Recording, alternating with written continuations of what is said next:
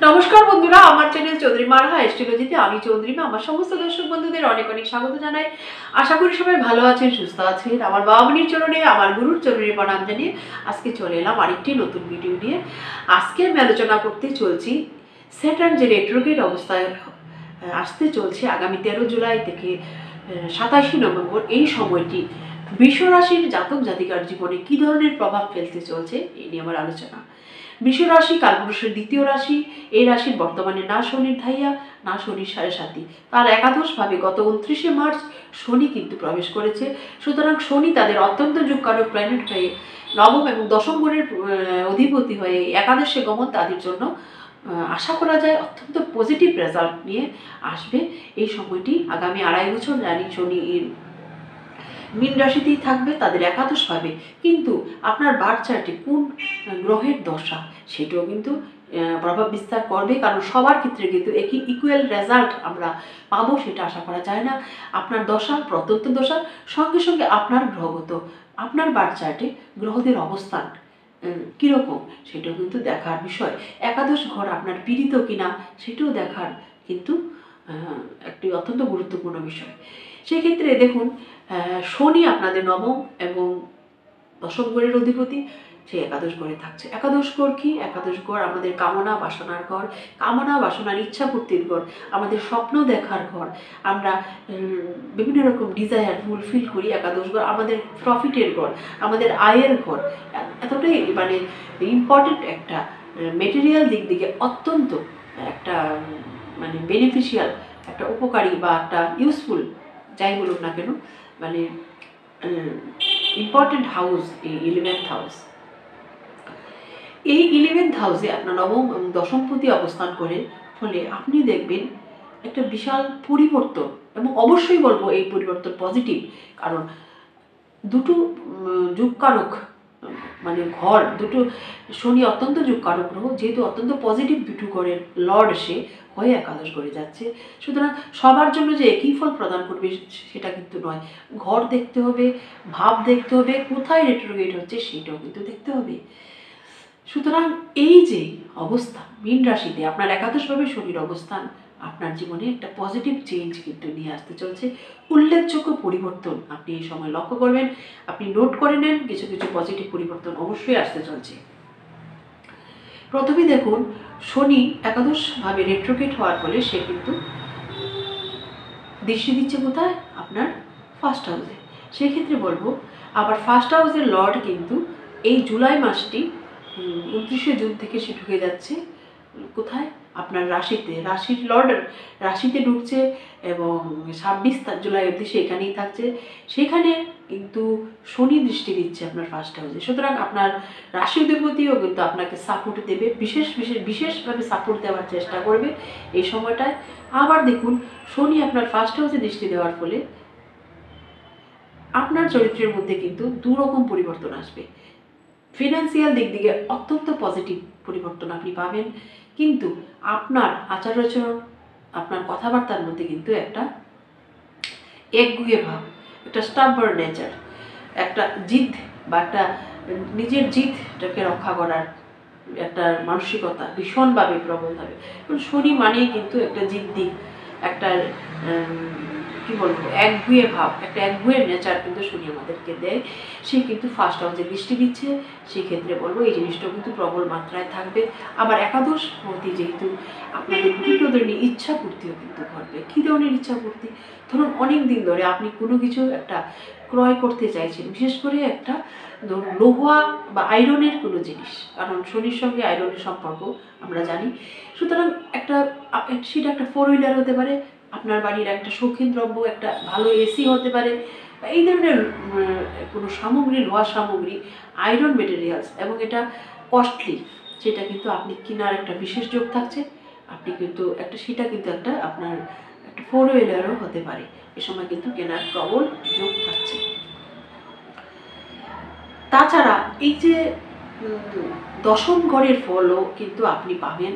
সেই ক্ষেত্রে যারা অনেক দিন ধরে চাকরির জন্য চেষ্টা করছিলেন, চাকরি পাচ্ছিলেন না, আপনি লিখে রাখতে পারেন আপনার জব অপরচুনিটি, আপনার জব পাওয়ার একটা যোগ কখন থাকছে। এই 13 জুলাইয়ের পর থেকে কিন্তু 27 নভেম্বর পর থেকে আপনার জব অফার, জব অপরচুনিটি পাওয়ার সম্ভাবনা প্রবল। সেক্ষেত্রে বলবো চাকরির ক্ষেত্রে অলরেডি যারা চাকরি করছেন তাদের ক্ষেত্রেও প্রমোশন আসতে পারে, আপনার কাজের জায়গায় দায়িত্ব আসতে পারে, কারণ শনি কিন্তু আপনার 10th লর্ড, সে একাদশভাবে যাচ্ছে। আপনার ইচ্ছা পূর্তি অবশ্যই হবে, আপনার ফিনান্সিয়াল গ্রোথ অবশ্যই হবে, সঙ্গে সঙ্গে কিন্তু আপনার মধ্যে একটা দায়িত্ববোধ চলে আসবে, আপনার কাজের প্রেশার কিন্তু অনেকটাই বেড়ে যাবে, ওটাও কিন্তু মাথায় রাখবে। সঙ্গে সঙ্গে আপনার এগুয়ে নেচার সেটাও কিন্তু ভীষণ বৃদ্ধি পাবে, একটা স্টাববর্ডনেস, এটা কিন্তু আপনাকে নিজেই খেয়াল করতে হবে। এই ধরনের চারিত্রিক দিক যেন আপনার মানে না আসে, তাহলে কিন্তু মঙ্গল, তাহলে কিন্তু অনেকটাই মানে এটা কিন্তু হার্ম করবে আপনাকে, বেনিফিটের জায়গায় লস দিয়ে দিতে পারে আপনার এই স্টাববর্ড নেচার। দেখুন এই আপনার যে কথার মধ্যে রূপকথা বলুন, একটা জিদ বলুন, তার জন্য কিন্তু আপনার ভালোবাসার পাত্রীর সঙ্গে বা পাত্রর সঙ্গে, যার সঙ্গে আপনি লাভ রিলেশনে আছেন, তার সঙ্গেও কিন্তু একটা দূরত্ব সৃষ্টি করবে। অবশ্যই দেখবেন এই সময়টা, কারণ শনি কিন্তু আপনার 5th হাউসে দৃষ্টি দিচ্ছে এবং আপনার ফ্যামিলি মেম্বারসদের সঙ্গেও কিন্তু একটা মনোমালিন্য সৃষ্টি হতে পারে এই সময়। একটা কথা কাটাকাটি, এক জিদ, একটা এই জিনিসটা সঙ্গে সঙ্গে আপনার প্রেমের ক্ষেত্রে খুব একটা সন্তুষ্টজনক বা সন্তোষজনক পরিস্থিতি কিন্তু এই সময়টা মোটেও নয়, এটাও মাথায় রাখবেন। পড়ার ক্ষেত্রে আপনার 5th ঘর যেহেতু আপনার শিক্ষার জায়গা, সেই ক্ষেত্রে নতুন কোনো জায়গায় ভর্তি বা যা কিছু বর্তমানে পড়ছেন তার থেকে একটু চেঞ্জ করা, স্ট্রিম চেঞ্জ করা, বা যেখানে কোচিং নিচ্ছেন সেই কোচিং সেন্টার চেঞ্জ করা, বা যিনি আপনাকে কোচ করছেন অর্থাৎ আপনার টিচার চেঞ্জ করারও কিন্তু ভীষণ প্রবল সম্ভাবনা থাকছে এই সময়টা, কারণ 5th হাউসে কিন্তু শনি দৃষ্টি দিচ্ছে। সুতরাং 5th হাউসে এই দৃষ্টির ফলে এই ধরনের বৈশিষ্ট্য মানে চেঞ্জ কিন্তু অবশ্যই দেখতে পাবেন আপনি।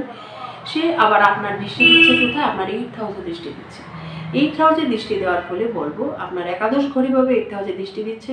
আপনারা যদি তন্ত্র সাধনার সঙ্গে যুক্ত থাকেন এই সময় বলবো অনেক ইচ্ছা পূর্তি আপনার হবে।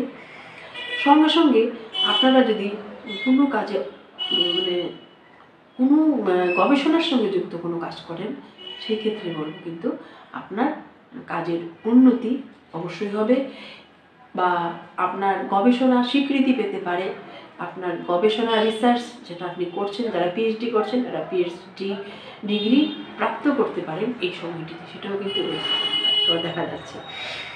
8th হাউস অকাল সায়েন্সের প্রতি বিশ্বাস আপনার কিন্তু অনেক গুণ বেড়ে যাবে এই সময়টা। জ্যোতিষ তন্ত্রমন্ত্রের প্রতি বিশ্বাসও কিন্তু আপনার বেড়ে যাবে।